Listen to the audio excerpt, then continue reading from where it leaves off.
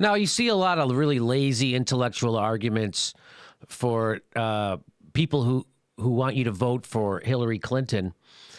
And one of them is this, right? They'll point to Nader. Like this guy says, you Steintards love the idea of repeating history. Steintards.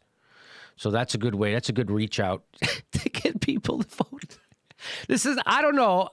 I can't remember any other election where the winner of the election continuously insulted the losers and wanted them to still vote for them. I didn't remember this ever happening. Losers, gotta vote for me. No, where else does this work? You sure he's not trying to reach Jerry Steintard? Maybe that's what he was. Comedian.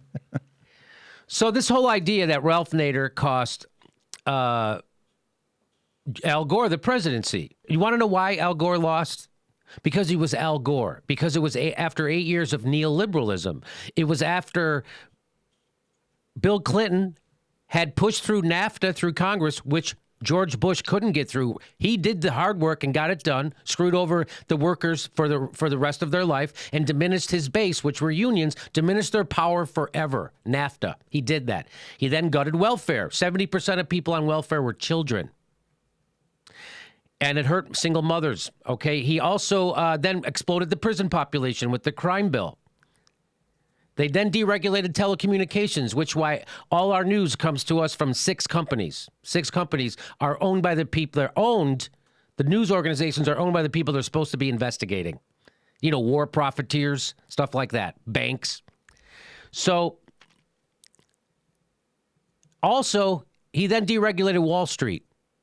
So he undid the New Deal banking legislation. He pushes NAFTA, screwing over so that's why people didn't want to vote for Al Gore, plus a lot of other things. Plus, Al Gore picked this guy, Joe Lieberman, who endorsed Bush in 2004. That guy endorsed Bush in 2004. That guy went to the Republican convention in 2004.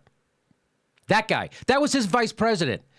So we really weren't, and he still couldn't beat George Bush. Still. He went right wing.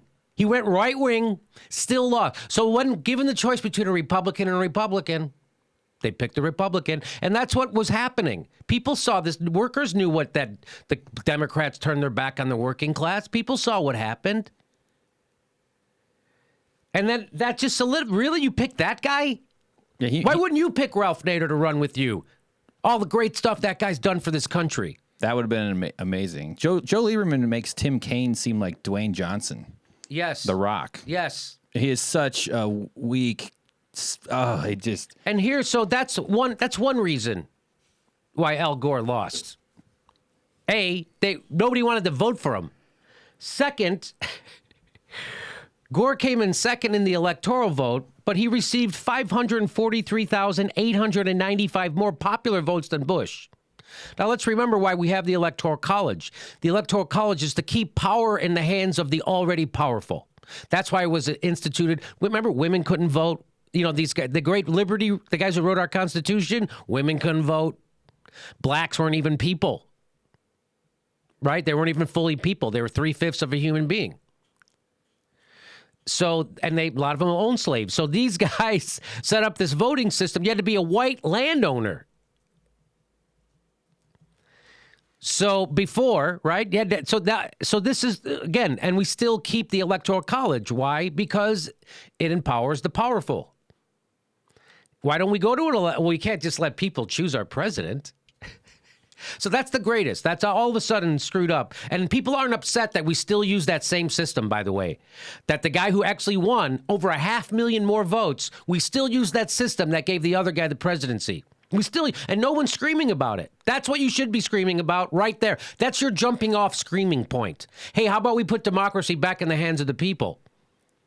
I mean, these are just the basics of why our culture's broken. This is one of the big things. Just the mechanics, the machinery of elections is so completely fucked. Yes. The fact that it's on Tuesday is absurd. The fact that they do everything to suppress the vote. Nobody's screaming about that. Exactly. That's a great point, Hank. Yeah. We still vote on a frickin' work day. Yeah.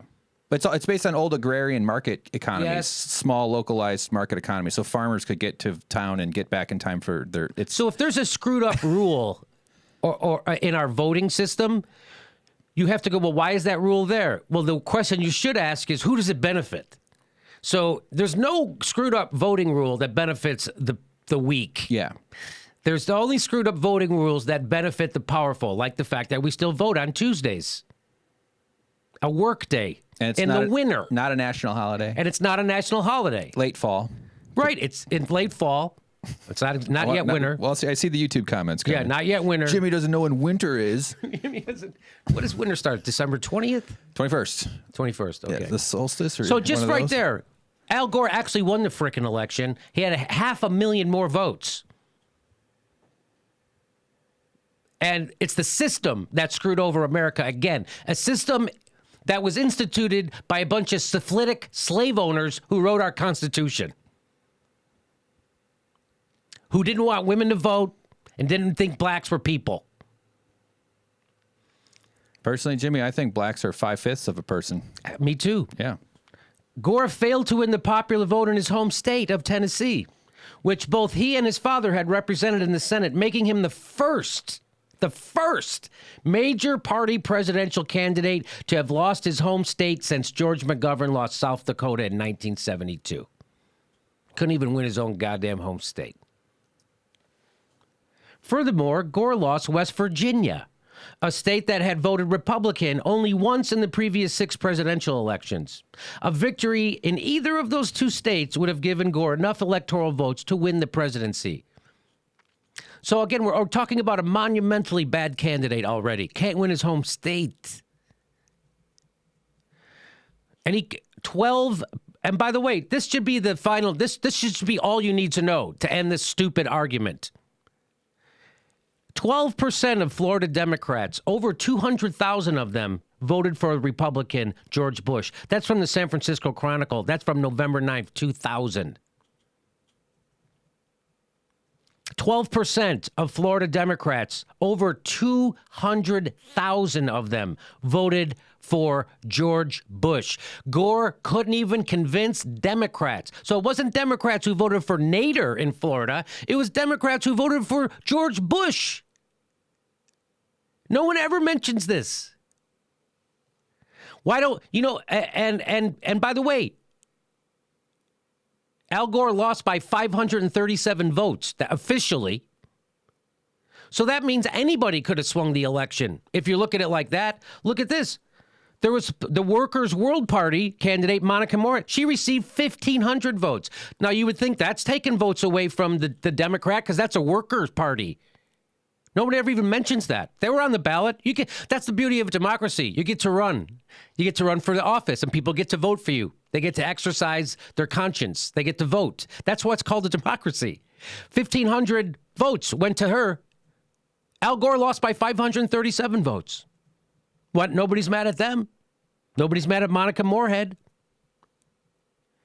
And here's one more. So this is from the Democratic Leadership Council chair, Al Fromm. He said, I think they're wrong on all counts, people who blame Nader. He says this. The Democratic Leadership Council, DLC. The assertion that Nader's marginal vote hurt Gore is not borne out by the polling data.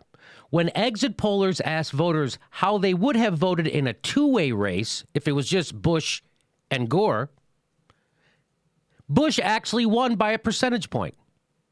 That was better than he did with Nader in the race. So if you take Nader out of the race, George Bush would have gotten even more votes. So Nader took votes away from Bush more than he took them, according to the DLC chairman, Al Fromm. That's what he's saying there, right, Hank? Yeah, that's right. That's how I'm interpreting what he's saying. When exit pollers asked voters how they would have voted in a two-way race, Bush actually won by a point. That was better. So there you go. So 200,000 Democrats voted for George Bush. 1,500 other people voted for a candidate who ran in the Workers' Party. Al Gore couldn't win his own state, and he couldn't win Virginia. Couldn't win his own goddamn home state.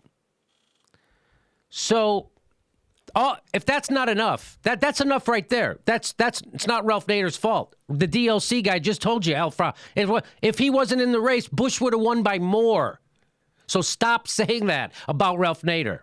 So this is a trick of the establishment to suppress the will of the voters again. You only have two choices: Hillary Clinton or Donald Trump. It's too bad that that those two choices, you don't get to vote against Goldman Sachs.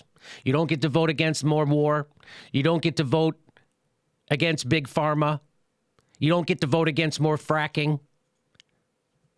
Because both parties are completely co-opted by all those interests. I say it's about time that there was a party that represented the American people. And we can do this. 10 years ago, the party that's now ruling Greece was polling at 4%. Now they're running Greece. They're the ruling party in Greece. I know they have a different form of government. If everybody I know who believed in Jill Stein's platform voted for Jill Stein, she would win in a three-way race. If it was Jill Stein, a Democrat, and a Republican. If everybody voted for that platform, she would win because everybody believes in that platform. You get to vote your conscience. In fact, Hillary Clinton said vote your conscience. She even said it. But when I say, oh, Hillary Clinton said I could vote my conscience, people still wag their finger at me.